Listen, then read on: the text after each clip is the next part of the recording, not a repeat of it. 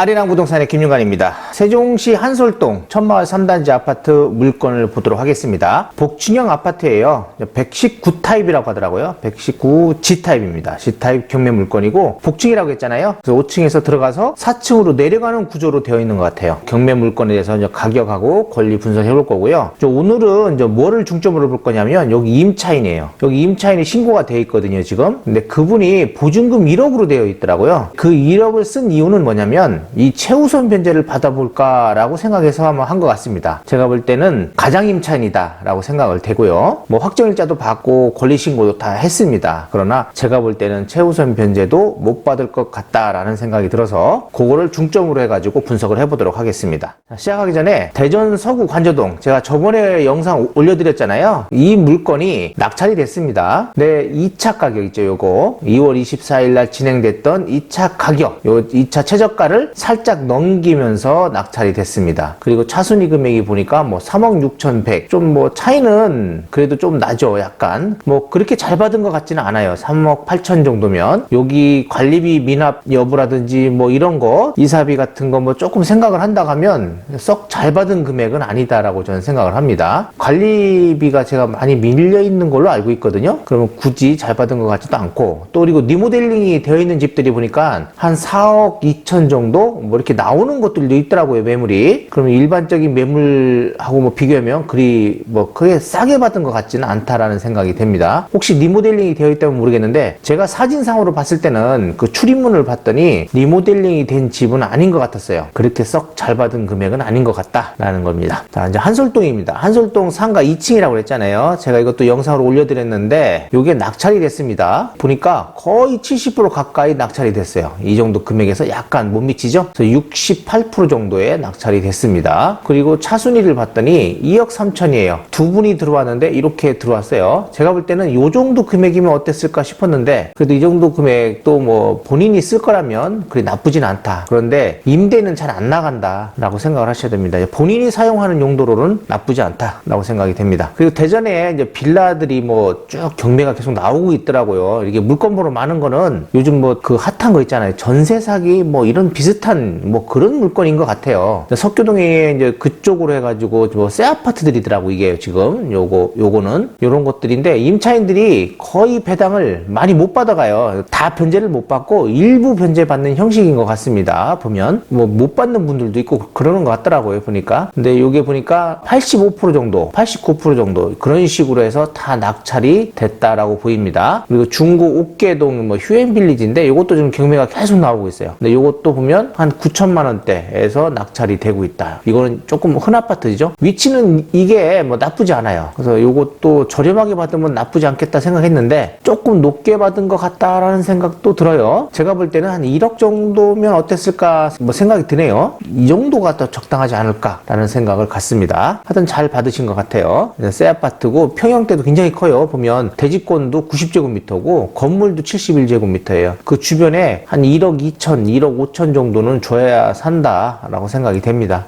나쁘진 않습니다. 실입주 분들한테는 굉장히 좋은 찬스였다라고 생각이 되네요. 자, 유성구 지적동 열매마을 1단지 이제 경매 물건입니다. 이거는 4월 4일 날 입찰이고요. 지금 한번 유찰돼 가지고 2억 8,420만 원의 최저가예요. 보증금 10%, 그리고 84 타입입니다. 1단지인데 다른 주변에 비해서 가격이 좀 저렴하더라고, 이쪽이요. 근데 여기 1단지가 그래도 가장 저렴한 것 같아요. 그래서 나쁘지 않겠다. 84 타입인데 이 정도 금액이면 괜찮다라고 생각이 되고요. 주변 뭐 매매 나오는 거 보고 했더니 뭐 한 3억 정도, 뭐 그 정도 3억 중반 뭐 이 정도 되는 것 같아요. 후반에서 그 정도 가격 이하로 받으면 괜찮겠다라는 생각이 됩니다. 권리 분석이라든지 이런 건 이상이 없고요. 그리고 다 소유자가 점유를 하고 있고, 그리고 미납도 없는 걸로 제가 알고 있거든요. 경매 입찰하기 전에 미납 여부 꼭 한번 확인해 보시고요. 유성구 죽동 프로지오 아파트입니다. 301동 25층 84 타입이에요. 6억 9천인데 한번 유찰됐습니다. 4억 8,300만 원. 요것도 만약에 유찰된다면 제가 분석을 해드리고요. 유찰이 안 된다면 분석을 못 할 수도 있습니다. 4월 5일이에요. 나쁘진 않습니다. 여기도 뭐 소유자가 점유를 하고 있는 것 같더라고요. 관리비 미납 여부 확인해서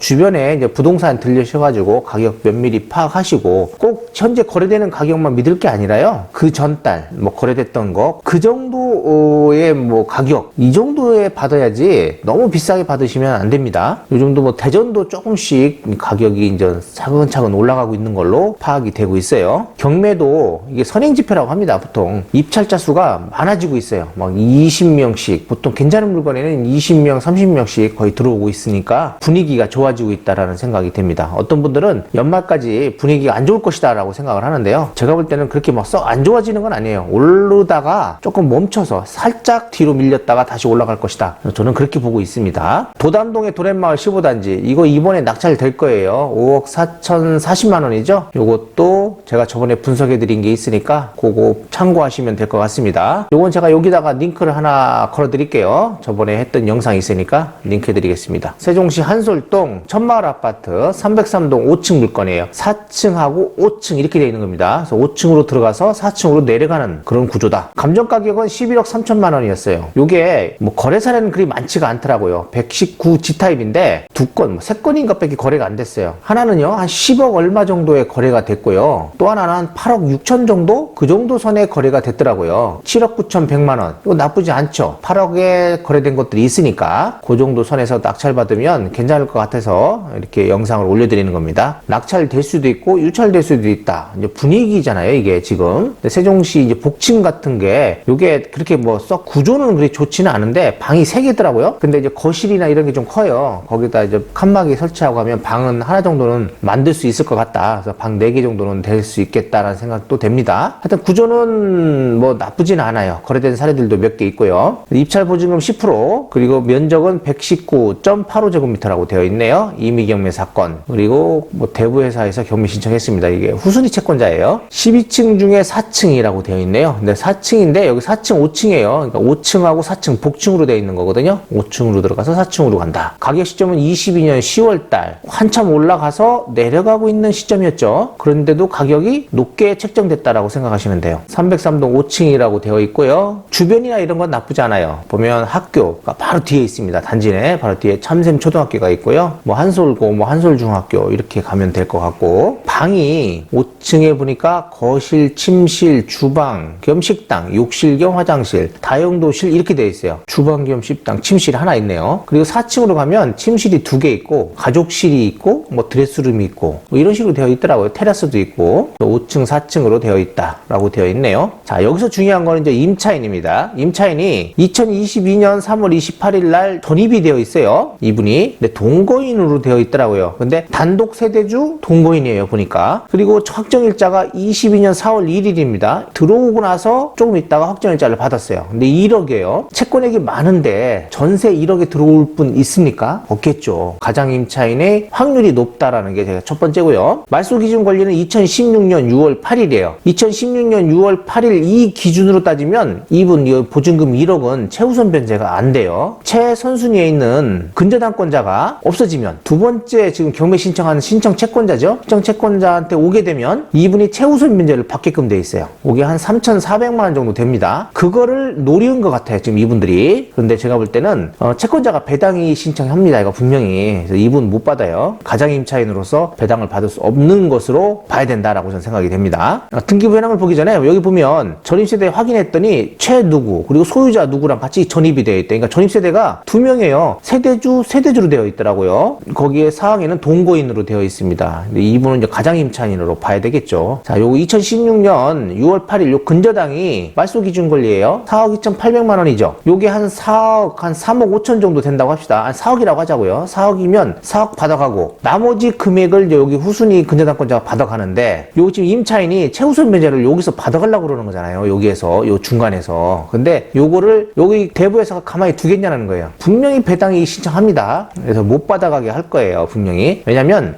대부분 판례에도 보면은 이렇게 채권액이 많은데 임차인이 보증금, 전세 보증금을 내고 최우선 변제를 받으려는 그런 시도를 하게 되면 그거는 배당을 안 해준다라는 뭐 그런 판례들이 있어요. 그러니까 채권액이 많은데 만약에 최우선 변제로 들어온 임차인이라 하더라도 배당에서 제외시킬 수 있다라는 뭐 그런 판례가 있기 때문에 임차인은 배당을 못 받을 확률이 높다라고 보고요. 제가 볼 때는 가장 임차인의 확률이 굉장히 높다라고도 봅니다. 왜냐면 이때 들어왔어요. 가압류가 들어와 있는 이 시점에 임차인이 들어왔거든요. 어떻게 돼요? 경매가 들어올 것이라는 것을 벌써 예견이 되잖아요. 이 정도 되면. 그런데 그때 갖다가 집어넣었다라는 거예요. 이건 거의 불가능한 거죠. 누가 1억에 들어오겠어? 이렇게 많은데 안 들어오죠. 불가능하다고 봅니다. 겁니다. 그냥 9억, 10억, 11억. 그냥 매매 가격보다도 훨씬 높은 가격이 있는데도 불구하고 들어왔다는 거는 그냥 가장 임차인이다 라고 판단하셔야 합니다. 자, 그러면 임차인이 왜 이걸 노렸는지 한번 파악을 해봅시다. 2016년 말소 기준 그 권리로 보면 요때 기준으로 최우선 변제를 받거든요. 근데 이분이 보증금이 1억이잖아요. 그렇기 때문에 세종시는 6천에 2천만 원까지 최우선 변제를 받습니다. 그럼 못 받겠죠. 이 위에서 배당을 받아가고 요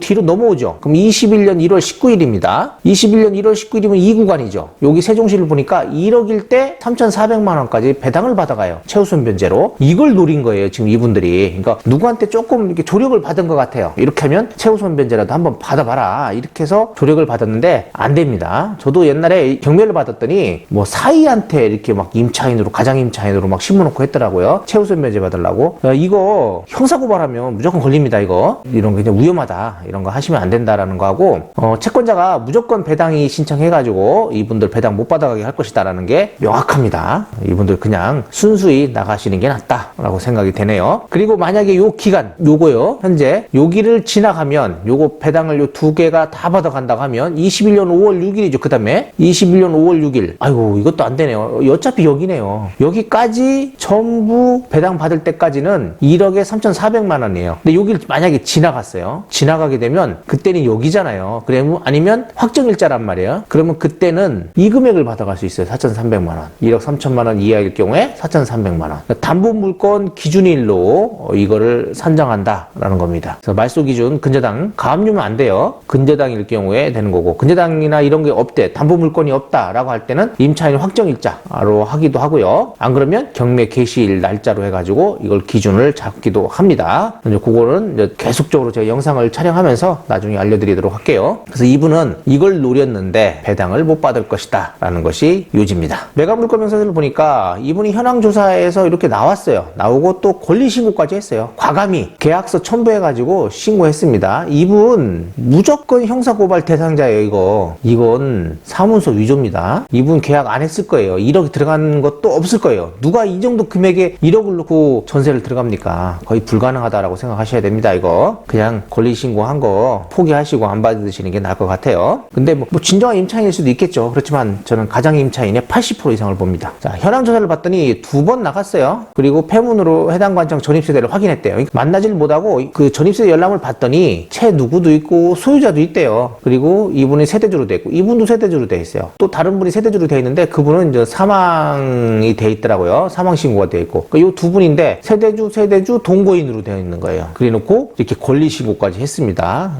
되게 위험한 일을 벌이셨다라고 저는 생각을 해요. 이렇게 돼 있어요. 이렇게 세대주 채 그리고 이거는 소유자잖아요. 동거인 이런 식으로 해놨어요. 한 아파트에 이게 층이 2개니까 이렇게 세대주로 할 수 있었던 것 같긴 한데요. 제가 볼 때는 이제 가장 임차인 그냥 일반적인 동거인이다라고 보면 될 것 같고요. 월세나 전세를 봤더니 월세는 이런 건 한 120 정도 110에서 120 정도를 받는 것 같아요. 5천에. 그리고 전세는 3억 뭐 이상을 받아요. 그리고 이분이 전월세 신고를 했다면 여기에 떠 있어야 되거든요. 분명히 안 떠 있을 거고요. 1억이니까. 그리고 월세도 안 받으면서 1억에 한다는 것도 제가 볼 때는 거짓말이다 라고 생각을 해야 돼요. 오히려 이렇게 2천에 100 뭐 이런 식으로 3천에 120 이렇게 들어갔다면 혹시 모르겠어요. 그런데 1억으로 들어간 거는 잘못된 판단이다 라고 생각이 됩니다. 현재 매물 나온 걸 봤더니 뭐 15억 14억 뭐 13억 5천 이런 식으로 나오더라고요. 이거 B타입이고 C타입이에요. G타입 매물은 없는 걸로 봤고요. 여기입니다. 3단지 이렇게 돼 있어요. 평면도를 보니까 5층으로 들어가서 이렇게 5층에 침실하고 거실이 하나 있어요. 큰 게. 그리고 주방이 있고 여기서 이렇게 계단으로 내려가면 요 4층으로 내려오는 겁니다. 가족실하고 침실